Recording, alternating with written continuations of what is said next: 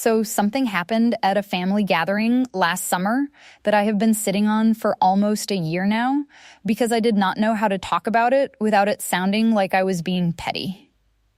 But I think it is finally time to tell this story because whoever this reading is for needs to hear it. My Aunt Rosalind has been married to the same man for 22 years. My Uncle Gerald. And Gerald, bless him, is one of those men who carries every single feeling he has ever had about every single person he has ever known right on his face at all times, whether he intends to or not. He cannot hide anything. His face is basically a live broadcast of his interior life, and everybody in the family knows this, and mostly we just accept it as part of who Gerald is. Now, at this family gathering last summer, there was a woman present who had dated Gerald for about 8 months, roughly 26 years ago. Before Rosalind, before any of us knew Gerald at all. Her name was Philippa, and she had ended up married to someone else entirely, and she and Gerald had not had any contact in over 2 decades. She was there as the plus one of a cousin who had recently reconnected with her through some mutual friends. Completely ordinary circumstance. Nobody thought anything of it. Except Gerald. Gerald spent the entire gathering, and I am talking 4 hours, in what I can only describe as a state of controlled emergency. Every time Philippa moved to a different part of the garden, Gerald's eyes followed. Every time she laughed, Gerald went slightly rigid. Every time someone engaged her in conversation, Gerald found some reason to be in the general vicinity of that conversation. He was not being inappropriate. He was not doing anything that anyone could point to directly. He was just completely, comprehensively, obviously unable to stop paying attention to this woman who had walked out of his life a quarter century ago. Now here is the part of the story that is actually the whole point of the story. At one point, I found myself standing next to Rosalind watching this happen.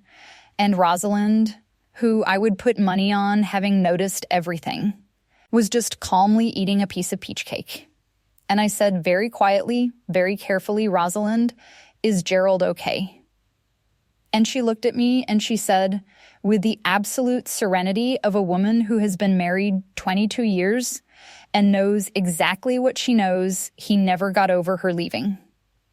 He has just been very busy pretending he did. He never got over her leaving. He has just been very busy pretending he did. I nearly dropped my drink. Because in one sentence, Rosalind had described something I have seen over and over again in the readings I do, and in the people I talk to, and in the human situations I observe. The phenomenon of someone who made a deliberate decision to move away from a person, to close a door, to reroute their life in a direction that did not include someone, and who then discovered, with mounting horror, that the decision they made with their feet had absolutely no authority over what was happening in their mind. You cannot decide to stop thinking about someone the way you decide to take a different route to work. You can construct the new route. You can follow it faithfully every single day. You can go weeks without taking the old road. And then something happens, a smell, a song, a particular quality of afternoon light, a complete stranger who laughs in a specific way, and you are right back on the old road without having made any conscious decision to turn. And the fact that you did not decide to go there is the most disorienting part. Because if you decided to leave and you meant it and you have been successfully living as though you left, why does this road still exist? Why does it still feel so immediately familiar? Why are you here again? That is this reading. That is what is happening for the person this reading is about. They tried to forget you. They put genuine effort into the forgetting. And they have failed. Repeatedly, completely, in a way that is starting to drive them a specific kind of crazy that only happens when someone is fighting a battle they cannot win against their own interior. Let us see what the cards say about all of it. Card 1, the moon reversed, the thing they kept in the dark, is refusing to stay there well. The moon reversed comes out first, and I want you to pay attention to this card because in the upright position, the moon is everything hidden, everything operating in the shadow, everything that moves in the space between what someone presents and what they actually feel. Reversed, that shadow is being interrupted. What was kept successfully in the dark is beginning to press toward the surface in ways this person cannot manage or contain. And what has been in the dark for this person is you. Not dramatically, not in a way they would describe as obsession if you asked them directly, just persistently, just stubbornly, just with this infuriating refusal to stay in the box they built for it and labeled it with and put up on the highest shelf they could find. Think about someone named Raymond. Raymond ended a relationship about 14 months ago. He ended it. His decision. Made with what felt at the time like real clarity and real certainty and real conviction that this was the right move. And for the first few months after he did it, he was fine. Better than fine, actually. There was a period of genuine relief that comes when you have made a decision you have been circling for a while and finally landed on. He was productive. He was social. He was present in his life in a way that felt clean and uncomplicated. And then the cracks started appearing. Not big dramatic cracks, small ones. The kind that only he could see because they were on the interior. He would be in the middle of a completely unrelated conversation, and something someone said would connect to something she had said once, years ago, and he would feel the connection before he could stop it.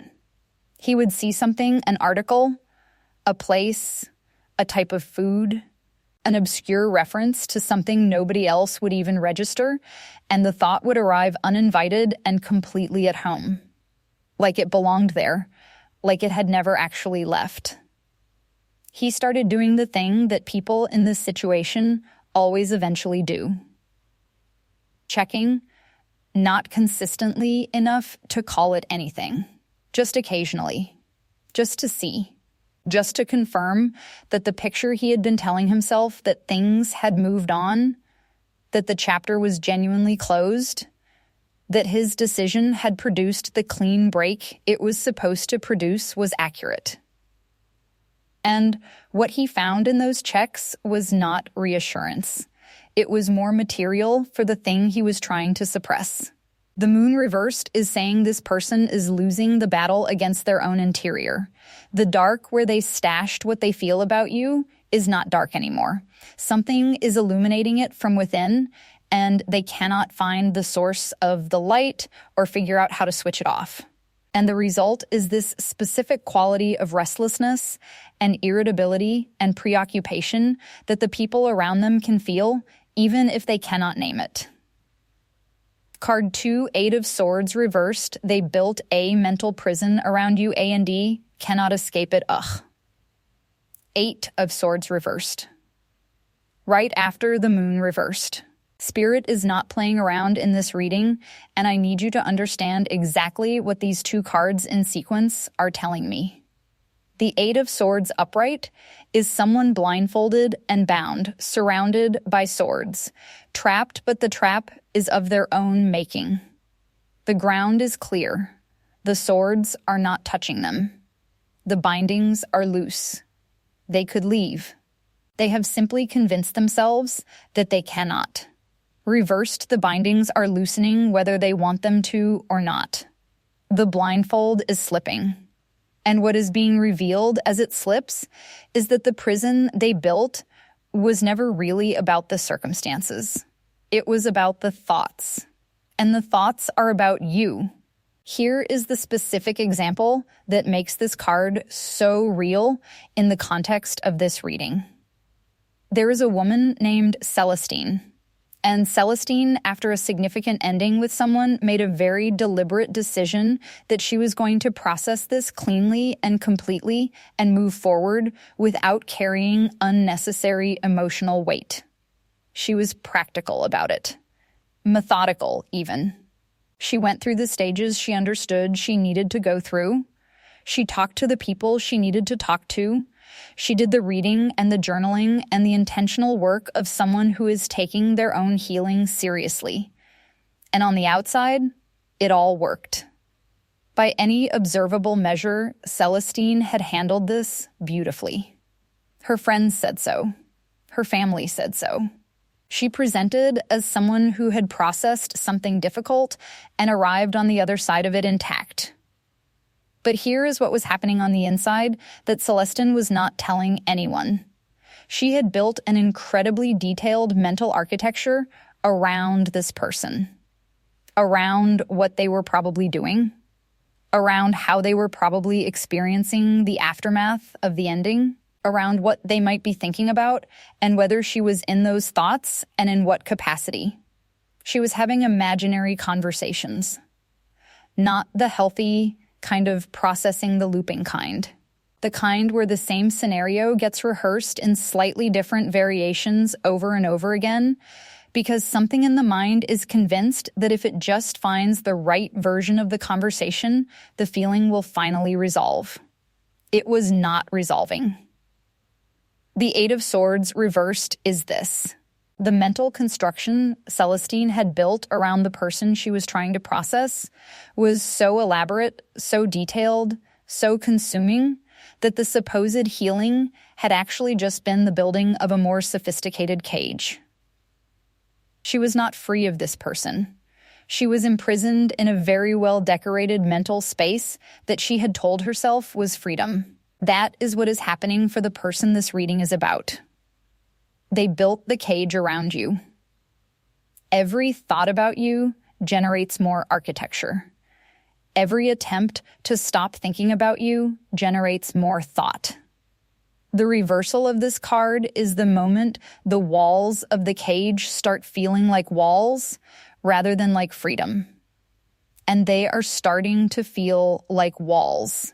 This person is becoming aware in the increasingly uncomfortable way that awareness arrives when you have been avoiding it for a long time, that the prison they are in is one they constructed themselves.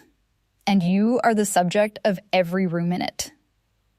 Card 3, the Hermit reversed. They isolated themselves to get over you, and it backfired. Oh, this is rich. The Hermit reversed coming in third, and this card is so specific about what this person has been doing with their time since they decided to try to forget you. The Hermit upright is withdrawal, intentional isolation, turning inward, seeking solitude, pulling back from the world to find something in the quiet that the noise of regular life was obscuring. It is a beautiful card when the withdrawal is purposeful and the solitude is genuinely sought. Reversed, the isolation has become something else. It has become a container for exactly the thoughts they were trying to escape by going into it. Here is the thing about solitude when you are trying to forget someone. It does not work the way you hope it will work. You go into the quiet expecting to find peace. You expect the absence of distraction to help you process and release. What you find instead is that the absence of distraction removes the only thing that was competing with the thought of that person for space in your head. And suddenly, in the very solitude you sought as relief, they are louder than they have ever been. Real example. There is a man named Callum. And Callum, after a period of significant emotional turbulence connected to a specific person in his life, decided he needed space. Real space. He became deliberately less social. Declined invitations, spent more evenings alone, picked up solo hobbies, did everything that the cultural script for healing prescribed: rest, reflection, space, time. What the script did not account for was that every quiet evening Callum spent alone, he spent with the thoughts he was trying to process through. Every solo activity became an activity he was doing next to the mental presence of someone who was not physically there.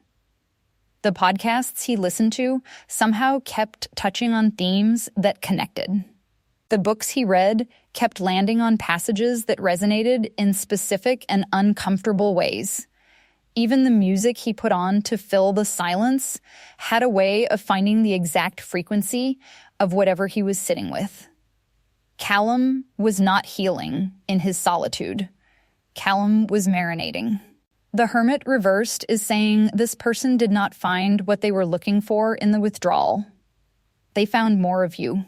And at this point, the solitude itself has started to feel associated with you because so much of it has been spent in your company, mentally, whether they wanted that company or not. Spirit is saying this is a significant part of why the forgetting is failing so completely. The strategies that are supposed to create distance keep somehow creating proximity. Every move toward absence generates more presence, and the person is running out of strategies. Card 4, 3 of Swords, reverse the pain they expected to fade, is not fading the way they planned. 3 of Swords reversed. This card is sitting in this reading with such weight that I want to take my time with it because it is telling me something very specific about the interior experience of someone who is living with a failing attempt to forget another person. The 3 of Swords upright is pain. Direct, clean, visible pain. The heart with 3 swords through it. It does not apologize for what it is, and there is something almost clarifying about that directness pain that you can name and locate and point to as pain that you can work with. Reverse the pain is doing something more complicated. It is not disappearing. It is transforming into something with different edges. Something harder to name. Something that looks from the outside like other things: irritability, restlessness, distraction, a vague dissatisfaction with situations that should be fine, but that is actually something much more specific underneath. Practical example for 3 of Swords reversed, and this one I want to be very real about. Picture a woman named Isadora. And Isadora had made peace, she thought, with a loss, a connection that had ended, a person she had cared about deeply who was no longer in her life. She had done the grieving. She had cried the appropriate number of tears. She had reached what felt like genuine acceptance. Life had moved on, and she had moved with it, and she was functioning well, and by every internal measure, she was over it. Except every so often, she would find herself in a completely neutral situation, a work meeting, a grocery store, a Sunday afternoon that should have been entirely unremarkable, and she would feel it. Not the sharp original pain, something duller and stranger. A kind of weight that she could not attach to any current circumstance because all current circumstances were genuinely fine. And she would look around at the fine circumstances and feel this odd grief that did not belong to any of them, and spend some time being confused about where it was coming from. It was coming from the 3 of Swords reversed. The pain that had not been fully metabolized, just stored in a different form. The grief that had relocated rather than resolved. And underneath it, if she sat with it long enough to actually locate the source, rather than just feel the vague weight, it was always this. Always this person. Always the loss that she had declared herself over without her interior having agreed to the declaration. For the person in your reading, the 3 of Swords reversed means the pain of not having you or of having tried to move away from you and finding the movement incomplete is still very much present and very much active. It has just changed its presentation. They are not walking around visibly devastated. They are walking around with something heavier and stranger that they cannot quite name because they already told themselves they were done with this. And not being able to name something does not make it less present. It just makes it more confusing. and they are very confused right now. Card 5, Knight of Cups, reversed. Every attempt to replace what they feel for you has come up short. Knight of Cups reversed. Yes, this is the card I was waiting to see in this reading, because this tells me exactly what has been happening in this person's external life as a response to their failing internal campaign to forget you. The Knight of Cups upright is romantic pursuit, the moving toward what the heart wants, the bringing of genuine feeling into motion in the direction of someone or something. Reversed, that energy is misdirected, or blocked, or producing results that are falling significantly short of what was hoped for. And in the context of this reading, reversed Knight of Cups is someone who has been trying, sometimes actively, sometimes more passively, to have what they feel for you in some other direction, to find it somewhere else, to meet someone who produces something similar, to discover that what they carry about you is actually just a general capacity for this kind of feeling that can be fulfilled by a different person if they find the right one. They have not found the right one. Because here is what the Knight of Cups reversed reveals about this particular situation. What they feel for you is not a general capacity. It is a specific thing. It has your specific fingerprint on it. And the replacement candidates, whoever they are and however genuinely appealing they might be on paper, cannot replicate that fingerprint because it belongs to you and to the specific dynamic that exists or existed between you. Example for this card that I want to be honest about, because this is a very real human experience. There is a man named Laurent, and Laurent, after deciding to move away from someone significant, gave a genuine effort to moving forward romantically. He went on dates, real ones, with real people who were objectively attractive and genuinely interesting, and who in many cases were interested in him. He gave these situations real effort. He showed up, he was present, he tried, and every single time, at some point in the process, sometimes early, sometimes not until the third or fourth meeting, he would feel it. The gap.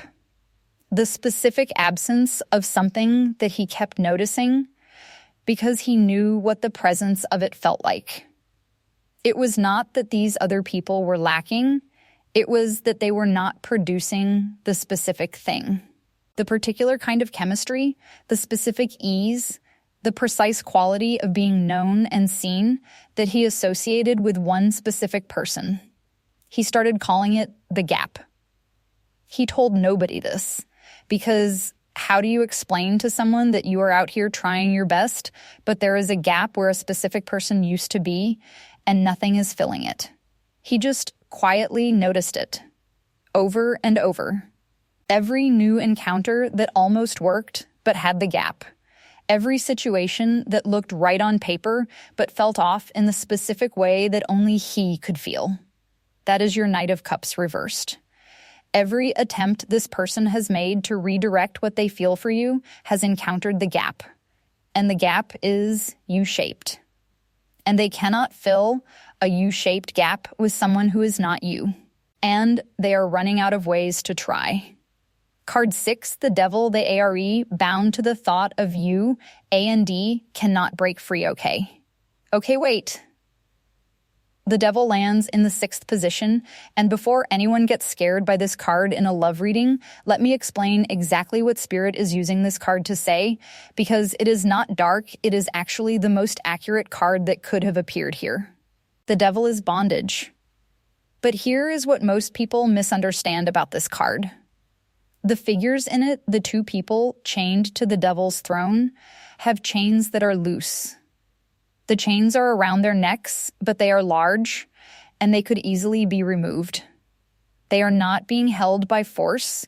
They are being held by the belief that the chains are tighter than they are. They are being held by the addiction to what the Devil represents, by the pull of something they know is not serving them, but that they keep returning to anyway, because the pull is stronger than the knowledge. And in this reading, the devil is representing the specific quality of mental bondage that happens when someone cannot stop thinking about a person they have decided they want to stop thinking about. It is the 2M opening of social media when they told themselves they were done checking. It is the response to the memory that comes up, and instead of letting it pass, they follow it until they have been in that mental space for an hour without realizing it. It is the specific, compulsive quality of something they know is not helping them move on, but that they keep doing, because the alternative actually, fully, completely releasing you is something they are not ready to do, even though they said they were. Example, picture a woman named Vivienne. And Vivienne made a point after an ending of being very intentional about not checking on this person. She deleted the apps. She removed the ability to casually encounter updates. She did it deliberately and with real commitment, and she was proud of that commitment, and she maintained it for a meaningful period of time. And then one evening, completely casually, a mutual connection mentioned this person's name in a conversation. Nothing significant, just a passing reference. And the reference lit up something in Vivienne that she had not realized was still on. And she found herself, later that evening, having reinstalled an app she had deleted 2 months ago because the mention of the name had created a pull that she could not redirect. She deleted it again in the morning, recommitted, held the line again for another stretch, until the next thing that created the pull. And the pattern, the cycle of commitment, and the temporary hold, and the thing that breaks through, and the return, and the new commitment is the devil. That is the bondage. Not malevolent, just very real, very human, and very specifically about you. This person is in the loop. They are in the cycle of trying to be free of you and not managing to stay free. And the loop keeps spinning, and the bondage keeps revealing itself as something they cannot simply decide their way out of, no matter how many times they decide. Card 7, Ace of Wands, something in them is being ignited by the thought of you. And we close with the Ace of Wands. And this card changes the whole energy of the reading in a way that I think you need to feel, because it is significant.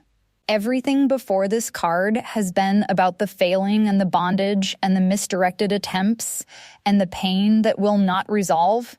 And then the Ace of Wands arrives, and it is fire. It is the first spark of something new. It is the ignition of something that was dormant. And what Spirit is showing me with this card as the close of this reading is that all the mental activity this person has been doing around you, all the rent-free residence, all the failed forgetting, all the loops and the cycles and the gap that cannot be filled, it is producing something. Not just confusion, not just frustration. Something that looks increasingly like the recognition that what they tried to walk away from was something they actually want. Here is the practical example for the Ace of Wands in this position. There is a man named Theodore. And Theodore, over the course of his long and largely unsuccessful campaign to stop thinking about a specific person, had gradually and involuntarily arrived at a realization he had been actively avoiding. That the reason the forgetting was failing was not a malfunction. It was information. The persistence of the thought was not a glitch in his processing. It was his own interior telling him something true that he had been refusing to receive. And once that realization landed, once Theodore stopped framing the persistence as a problem to be solved and started receiving it as information to be heard, something shifted. The energy that had been going into the management and the suppression and the replacement attempts became available for something else. A genuine, honest, no longer running from it, reckoning with what he actually felt and what he actually wanted. The Ace of Wands is that reckoning becoming something generative. The fire that has been consuming this person internally, the mental activity, the failed forgetting, the gap, the loops it is at a tipping point. It is at the moment where suppressed fire either burns the person alive or becomes the fuel for something they actually build. And Spirit is showing me the second option, the tipping toward honesty, toward acknowledging what is true, toward potentially doing something with the fire rather than continuing to try to put it out. This does not mean a specific outcome is guaranteed. Spirit is not a script. But what the Ace of Wands is saying is that something is igniting in this person that is moving in the direction of honesty about what they feel. And honesty, once it ignites, tends to produce movement. And movement, after a very long period of this person running in circles in their own head, is going to be significant. What Spirit wants to say directly to you, several things, and I am not wrapping any of them in softness, because Spirit is not being soft right now. First, the fact that you are living in their head rent-free is not something you manufactured. You did not create this through strategy or performance or anything deliberate. You created it by being who you are so completely and so authentically that the impression you left is not one that can be overwritten by time or distance or intention. That is not manipulation. That is impact. And impact is the natural result of genuine presence. You were genuinely present with this person at some point. And genuinely present leaves a mark that trying to forget cannot erase. Second, the information that someone cannot forget you is not automatically an instruction to do something about it. Receive it as what it is, which is confirmation that what existed was real and significant and not in your imagination, and then let your own discernment decide what it means for your choices. Spirit is not telling you to wait for this person or pursue this person or hold a door open indefinitely. Spirit is just telling you the truth of what is happening on their side. What you do with that truth belongs entirely to you.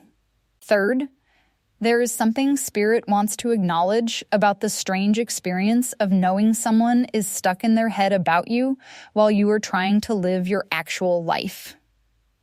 It can create its own kind of weight even when you are not actively thinking about it. Something that feels like ambient noise. An unresolved hum in the background of your days. And Spirit is saying you are allowed to put that down. The fact that they are stuck does not mean you have to be. Their mental rent-free tenancy is their experience. Your life is yours. You do not have to organize your energy around someone else's internal situation. Fourth, the Ace of Wands at the end of this reading is a signal about movement on their end. Something is shifting for this person from the suppression phase into something that looks more like honesty about what they feel. Whether that honesty produces action and what form that action takes is not something Spirit is scripting for you in advance. But something is moving. Pay attention to the next few weeks because energy that has been stuck tends to move abruptly when it finally moves. Fifth and final. You are not nothing to this person. You have never been nothing to this person. The failed forgetting is the proof of that. And whatever happened between you, whatever the ending looked like, whatever story has been told about why the distance exists underneath all of that, is someone who tried to leave you behind and discovered that leaving you behind was not within their capacity. That is a truth worth knowing. Not to weaponize, just to know.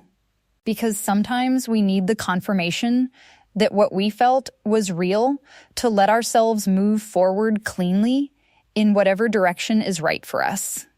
So let it confirm. and then let it inform rather than determine what comes next. The last thing before you go, I want to end where I started, with Gerald. Standing in that garden, eyes tracking across the crowd for the fourth time in an hour to locate a woman he had not spoken to in 26 years. Telling himself, probably, that he was just being a good host, that he was just making sure everyone was comfortable, that this was not what it was. And Rosalind, holding her peach cake, watching him with 22 years of knowing exactly who she married. Saying quietly, he has just been very busy pretending he did. Here is what I want you to take from this. The people who are very busy pretending they are over us are not fooling anyone completely, not even themselves. The pretending takes effort, real effort. And effort directed at suppression is effort that is not going anywhere else. And at some point, the effort required to maintain the pretending exceeds what a person can sustain. And what happens in that moment is not always what movies suggest. It is not always a dramatic declaration or a knock on the door at midnight. Sometimes it is just the slow, undramatic, very human process of stopping the pretending and sitting with what is true. Whatever form the next chapter of this takes for you and for the person this reading is about, the truth is already established. They tried to forget you and failed miserably.